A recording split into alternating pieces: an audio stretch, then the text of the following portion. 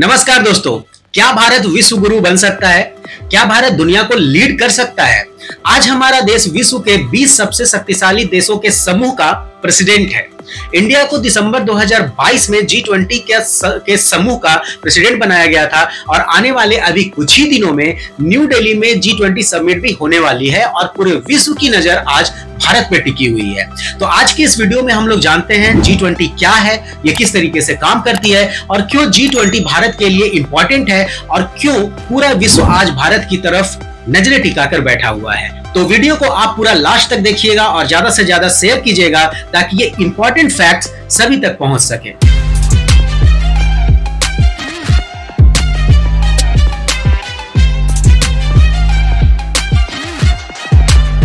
तो सबसे पहले हम लोग बात कर लेते हैं G20 क्या है।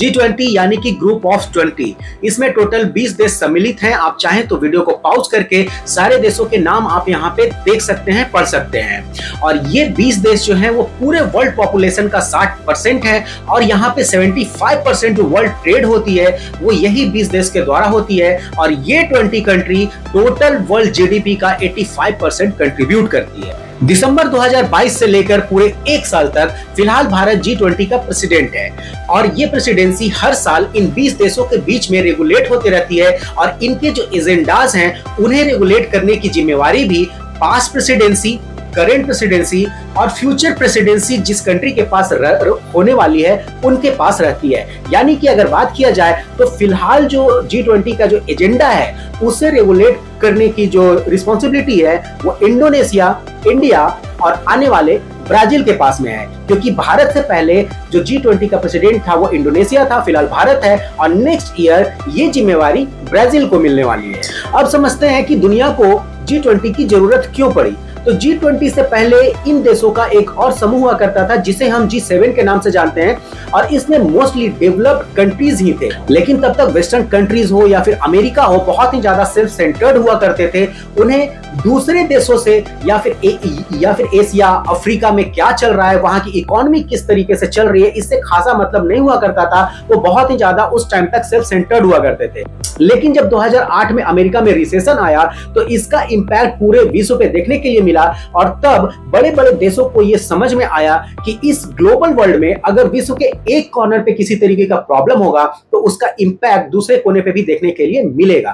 सिमिलरली अगर बात किया जाए 1997 के साउथ ईस्ट एशिया क्राइसिस का, तो इसका स्टार्ट जो हुआ था वो थाईलैंड से हुआ था, लेकिन बाद में ये पूरे एशिया को अपने चपेट में ले लिया था।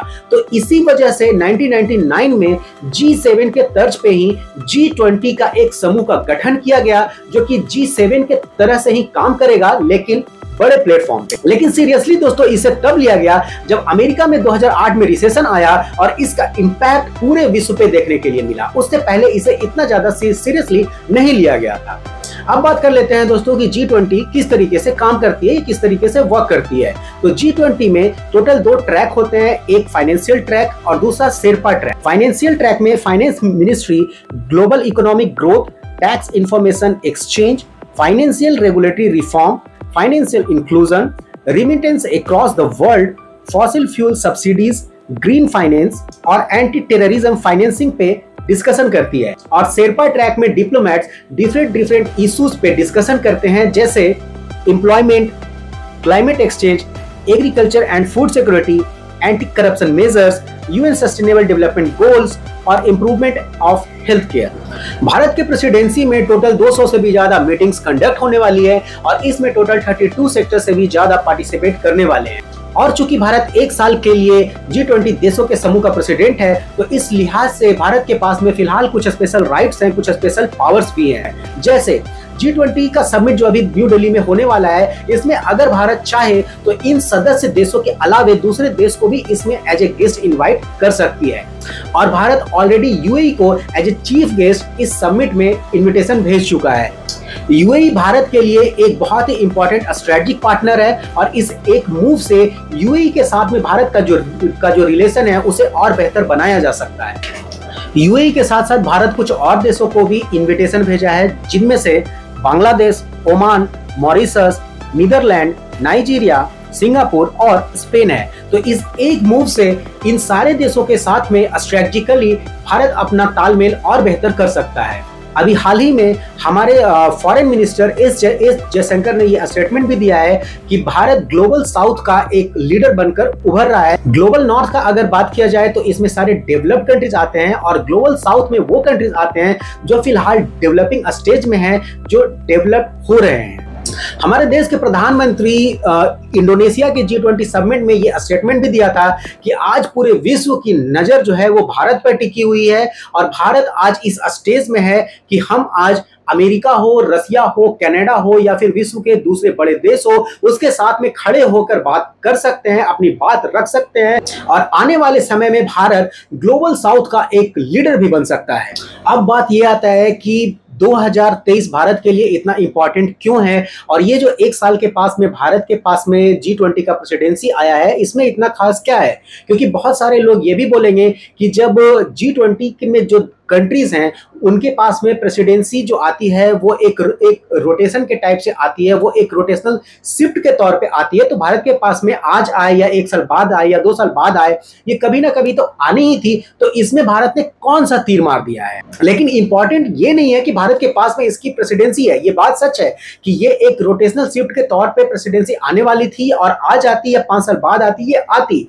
लेकिन जो ये 2023 में आई है तो ये कितना इंपॉर्टेंट टाइम है भारत के लिए और भारत अपना पहचान पूरे विश्व पटल पे किस तरीके से बना सकता है। एग्जांपल अगर बात किया जाए फीफा वर्ल्ड कप का जो कि कतर में होने वाला है, तो कतर एक छोटा सा देश है जहां पे फीफा वर्ल्ड कप को ऑर्गेनाइज करने के लिए बहुत सारे इवेंट्स चल रहे हैं, बहुत सारे इंफ्रास्ट्रक्चर पे काम चल रही है और लिटरली अगर देखा जाए तो इस इंफ्रास्ट्रक्चर से वहां के लोगों को फिलहाल कोई ऐसा खास फायदा नहीं होने वाला है। तो क्या कतर जो है वो पागल है, बेवकूफ है कि पूरे विश्व पटल पे, पूरे वर्ल्ड प्लेटफॉर्म पे वो इस तरीके से अपना काम दिखा रहा है, एक अलग पहचान बनाने की कोशिश कर रहा है? तो कहीं ना कहीं जाकर कतर को आने वाले टाइम में इसका फायदा जरूर होने वाला है।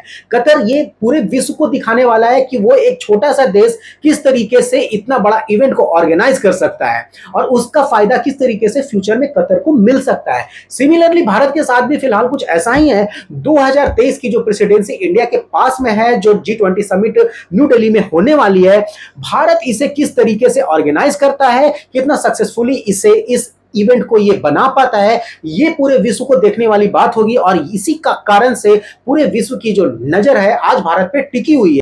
भारत में कुछ भी निगेटिव होता है, 2021 में कोविड का जब सेकंड वेव आया था तो पूरे विश्व ने अपने न्यूज चैनल पे बहुत ज्यादा भारत के बारे में न्यूज दिखाया, लोग यहाँ मर रहे हैं, यहाँ ये हो रहा है। भारत में कुछ भी अगर निगेटिव होता है तो उसे बहुत जल्दी दिखाते हैं। लेकिन आज भारत के पास में ये मौका है किस तरीके से अपना पहचान चेंज करने का, एक बहुत बड़ा ये इवेंट है, ये भारत के पास में बहुत बड़ा चांस है। इससे पहले इतना बड़ा चांस भारत के पास में नहीं आया था। तो भारत के पास में ये बहुत ही इंपॉर्टेंट चांस है और ये इंपॉर्टेंट नहीं है कि भारत के पास में G20 का प्रेसिडेंसी है।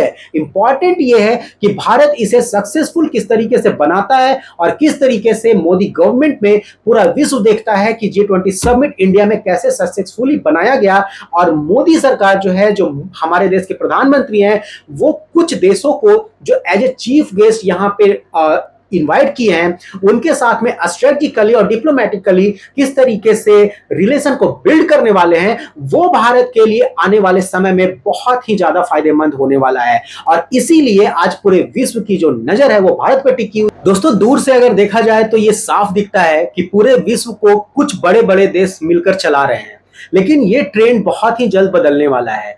पावर शिफ्टिंग का फेज पूरे विश्व में चल रहा है। जिस तरीके से रसिया और यूक्रेन का वार हमने देखा है, जिस तरीके से कोविड के टाइम पे आपने ट्रांजिशनल फेजेस देखे हैं और जिस तरीके से अभी की जो परिस्थितियां हैं, इसमें साफ देखा जा सकता है कि चीजें जो है वो बदल रही हैं। पावर का ट्रांजिशन होने वाला है और इससे जिसके पास में फिलहाल पावर है वो बौखलाए हुए भी हैं। और आज भारत के पास में ये एक बहुत बड़ा मौका है अपनी बात को, अपने आप को पूरे विश्व पटल पे अलग तरीके से रिप्रेजेंट करने का और पूरे विश्व को ये बताने का कि भारत वो नहीं है जो आज से कुछ समय पहले हुआ करता था और जो एक निगेटिव इमेज किसी एक इंसिडेंट के कारण से भारत के पूरे विश्व में बना दिए जाते थे, उससे टोटली डिफरेंट है। आज भारत के पास में दोस्तों एक अपॉर्चुनिटी है इस इवेंट को सक्सेसफुली कंडक्ट करके पूरे विश्व को ये दिखाने का कि हम लोग कर सकते हैं और हमारे पास में वो क्षमता है। अभी दोस्तों कुछ समय पहले चंद्रयान 3 भारत के द्वारा लॉन्च किया किया गया, इसे इसरो ने लॉन्च किया और इसके साथ ही साथ रसिया ने भी अपना मून मिशन कंडक्ट किया था। लेकिन अनफॉर्चुनेटली रसिया का जो मून मिशन है वो फेल हुआ और चंद्रयान 3 जो है वो मून के साउथ पोल पे सक्सेसफुली लैंड किया था।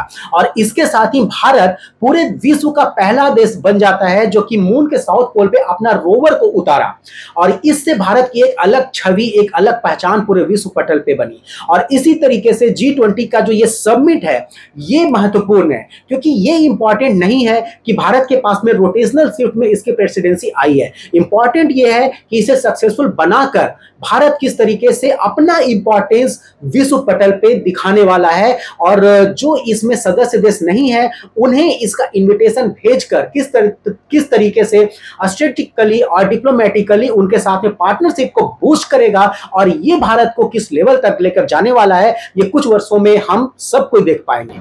तो इसी तरीके का इंफॉर्मेटिव वीडियो देखने के लिए चैनल को सब्सक्राइब करके नोटिफिकेशन बेल आइकन प्रेस कर लीजिए ताकि इसी तरीके का वीडियो आप देखते रहें। Thank you so much.